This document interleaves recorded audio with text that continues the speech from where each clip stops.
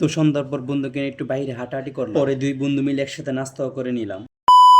তো আসরের পর বন্ধুকে আমি ফোন দিলাম, বন্ধু তুই কই? পরে বন্ধু বলতেছে তুই শাহিনবাগ মসজিদে, আমরা দুইজন একসাথে মাগরিব নামাজ পড়বো। তারপর মাগরিব নামাজ শেষ করে দুই বন্ধু বেরিয়ে পড়লাম হাঁটার জন্য। তো এদিক দিয়ে বন্ধু এই মোবাইলটা নতুন কিনছে, গত কয়েকদিন আগে বাসে ওঠার সময় হাত থেকে মোবাইলটা পরে ডিসপ্লেটা ভাঙা যায়। তো যাই হোক বন্ধুর এই কষ্টটা আপাতত আমরা সাইডে রাখি। তারপর আমরা হাঁটতে হাঁটতে চলে আসলাম রেল লাইন, এসে এক বন্ধুর বাসায় গেছিলাম। পরে দেখে বন্ধু বাসায় নাই, তারপর বন্ধুকে ফোন দিলাম। পরে বন্ধু বলতেছে আমি এক জায়গায় আসছি, আসতে অনেক দেরি হবে। তাই এখানে না দেরে বন্ধুকে নিয়ে আবার হাঁটা শুরু করে দিলাম। কিছুটা হাঁটার পর চলে আসলাম বন্ধুকে নিয়ে হোটেলে, এসেই দুই বন্ধুর জন্য নাস্তা অর্ডার দিলাম। পরে বলতেছে 5 মিনিট সময় লাগবে। তারপর দেখে টেবিলে 2 গ্লাস পানি ছিল, তাই এখান থেকে 1 গ্লাস পানি নিয়ে ডক ডক করে খাওয়া শুরু করে দিলাম। আর এই দিক দিয়ে বসে বসে অপেক্ষা করতেছে আমাদের নাস্তা কখন আসবে। ফাইনালি অপেক্ষার অবসান ঘটলো, মানি নাস্তা চলে আসলো। পরে দেখে বন্ধু দেরি না করে খাওয়া শুরু করে দিল, তাই আমিও দেরি না করে খাওয়া শুরু করে দিলাম। তারপর আমরা নাস্তা শেষ করে বাসার উদ্দেশ্যে রওনা দিয়ে দিলাম। পরে বন্ধু বলতেছে সে নাকি মুজু কিনবে। বন্ধু কিন্তু এদিক দিয়ে মুজু খাই না, যেহেতু ফিলিস্তিনি মুসলমান একটা এক করে পাতো, সেই জন্য বন্ধু চিন্তা করলো অন্য কিছু বাদ দিয়ে আমি মুজু আজকে দেখাবো। তারপর আমরা বাসার উদ্দেশ্যে রওনা দিয়ে দিলাম। তো আমরা বাসায় যেতে থেকে তোমরা দ্রুত আমাদের চ্যানেলটিকে সাবস্ক্রাইব করে ফেলো।